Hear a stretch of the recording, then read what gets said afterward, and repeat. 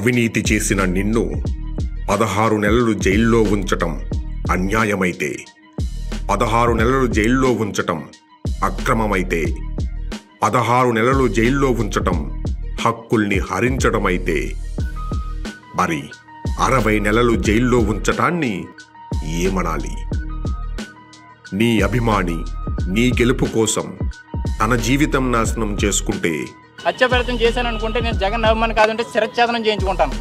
ఆంధ్ర పోలీసుల్ని నమ్మక, ఆంధ్ర డాక్టర్లను నమ్మక, కావలసిన వాళ్లతో కావలసిన చోట వైద్యం చేయించుకున్నావు. ఓటు వేయించుకొని నువ్వు సీఎం అయ్యావు. కుట్లు వేసి నోడిని మెడికల్ కౌన్సిల్లో కూర్చోపెట్టావు. మరి నీకోసం తన జీవితం నాశనం చేసుకున్న దళితుడికి బెయిల్ కూడా రానివ్వలేదెందుకని? విచారణ పూర్తయి ఏళ్లు గడుస్తున్నా కూడా, 5 ఏళ్లుగా కోర్టు పిలుస్తున్నా కూడా, విచారణ చేసిన ఎన్ఐఏ ఇందులో ఏ కుట్ర లేదన్నా కూడా కోర్టుకు వెళ్ళవు, బెయిల్ ఇవ్వనివ్వవు, కనీస కనికరం చూపించవు.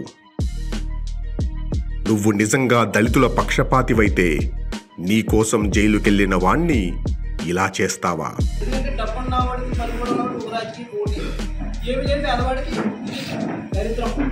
నువ్వు నిజంగా దళితుల మేనమామవైతే ఆ కుటుంబం ఆర్తనాదాలు విననట్టు ఉంటావా?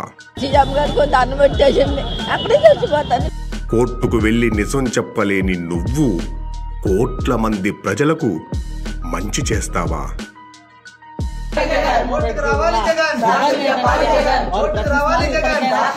ఒక్క సాక్ష్యం చెప్పు జగన్.